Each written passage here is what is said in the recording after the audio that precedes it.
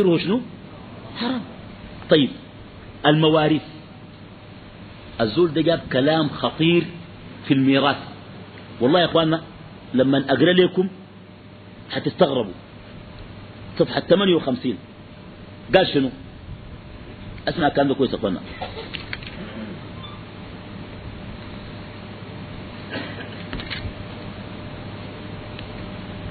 قال صفحة 57 الكلام، قال تخلى كثير من الآباء عن الإنفاق على أولادهم، هجرة عدد كبير من الرجال خارج البلاد، ورفع يدهم عن أسرهم إهمالا لمسؤولياتهم، حصول النساء على مصادر دخل عن طريق العمل الخاص أو الوظيفة مع عطالة أزواجهن عن العمل الخاص والوظيفة. قال هذه الظروف جعلت إنفاق النساء على الأسرة نسبة تبلغ نسبة معتبرة، فما يكون أثر ذلك على نصيبهن من الورثة. يا أخوان أنتم فاهمين الكلام ده؟ قال المرأة دي تصرف حقه كمان في الورثة برضو يزيدوها. قال الشدة يزيدوها الشدة. طيب حتى ولا حديث أحاد، الشدة آيات أخرى شنو بقى؟ يعني حتى ولا أحاديث عشان نقول دي أحاديث، هذه نصوص. شوف قال مع اتساع أعداد الأسر التي تعولها نساء لا يمكن تطبيق أحكام الوراثة. أسود شنو ده؟ طبعا يا أخواننا في نقطة مهمة جدا أنا دار أبين لكم. أول حاجة شوف جده الكبير محمد أحمد المهدي، يعني أنا أردت أن يكون الاتهام محدد إلى رجل واحد بفكر واحد، ومعه قطاع عريض في حزب أمة وفي أنصار وفي كذا، وفيهم من لم يسمع بهذا الكلام، وفيهم الذي سمع ولم يفهمه، وفيهم الذي سمعه وهو غير راض، وفيهم المتابع. في ناس سمعوا يقول اسمع مش قالوا صادق المهدي نغير الميراث، أي نغير الميراث، الزكاة ما نافع ما نافع، الربا ده حلال أي حلال، مش قالوا الصادق أي خلاص نحن معه. دي أصناف الناس.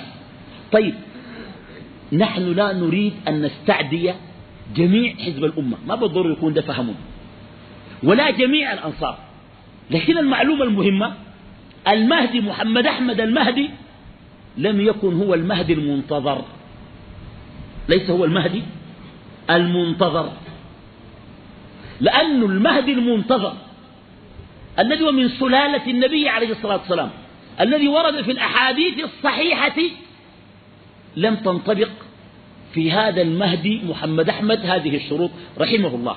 قد يكون مهديا، رجل الله هداه رجل صالح، قد يكون مهديا وليس المهدي، رجل كويس ممكن يكون رجل صالح ربنا يرحمه، لكن ما هو المهدي.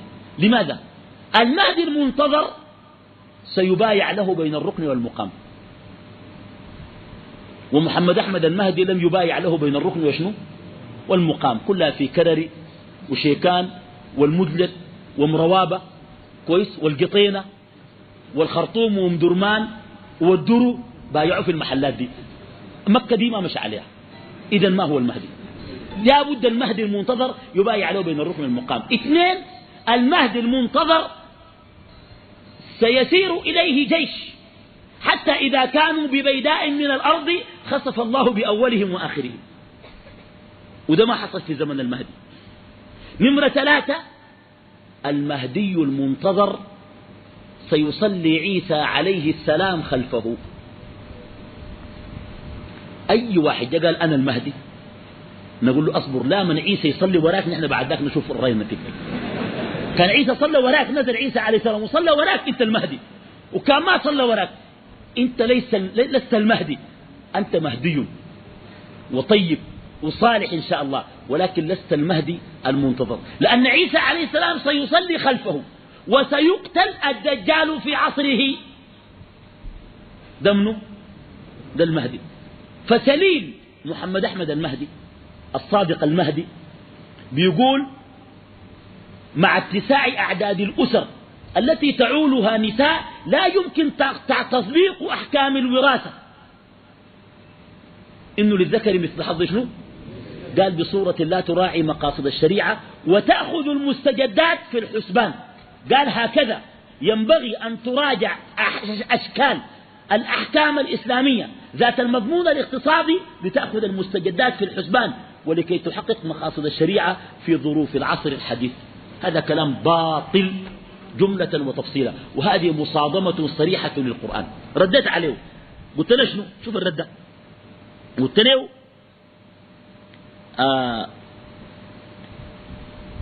النساء اللائي ينفقن على أسرهن كم نسبهن كم بيقول؟ يعني عدد النسوان القايمين بالواجب بيعولوا البيت والراجل ما بيعول، دير كم؟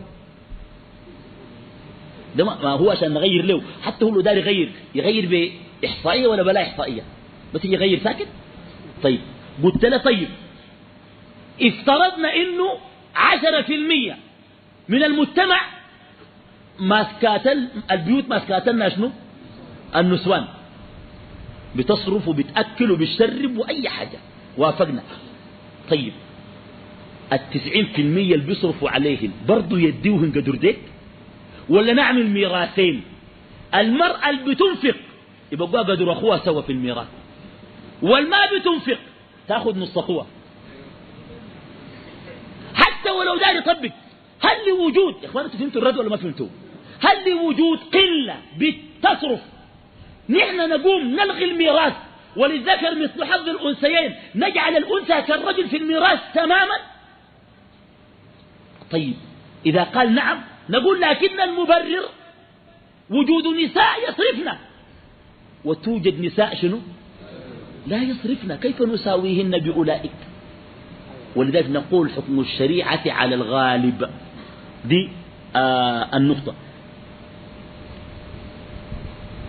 طيب الشيء الثاني، الميراث ليس ميراث زوجها، الميراث ميراث من؟ ميراث أبيها، وارتباط المرأة بأبيها أصلا ليس كارتباط الذكر. يا إخوانا حتى شرعا المسؤول من أبوه أمه منه الرجل. فبالتالي هذا كلام فيه إشكال كبير. طيب نمرة 6 قضية المرأة. الصادق المهدي وقضية شنو؟ وقضية المرأة. الصادق المهدي وقضية المرأة. طيب قضية المرأة هي التي فجرت هذه المحاضرة. هذه الآراء وقفت عليها قديما وجعلت عليها علامات وإشارات منذ سنين، وأود أن أؤكد على معلومة مهمة في المتهم الخامس. نحن لا نخالف الصادق المهدي في مواقف سياسية كما يفعل غيرنا، نحن نخالفه في قضايا فكرية ومنهجية وشرعية. ولذلك قربه من المؤتمر الوطني وبعده لا يساوي عندنا شيئا. كونه باكر معاهم ولا ليلة ضدهم ولا بعد يومين معاهم وعمل معاهم اتفاق ولا ما عمل، ده نحن ما عندنا فيه شغلة. نحن شيخ ناس المؤتمر الوطني ذاته جبناه هنا واتهمناه، شيخ ذاته ما فارقة معنا. يعني ما قاعد نتكلم عن الصادق لأنه عنده خلاف مع المؤتمر الوطني ولا ما عنده خلاف. خلافه مع المؤتمر الوطني ما في دين، في شنو؟ في الثروة والسلطة، في دنيا. نحن خلافنا معاه في دين.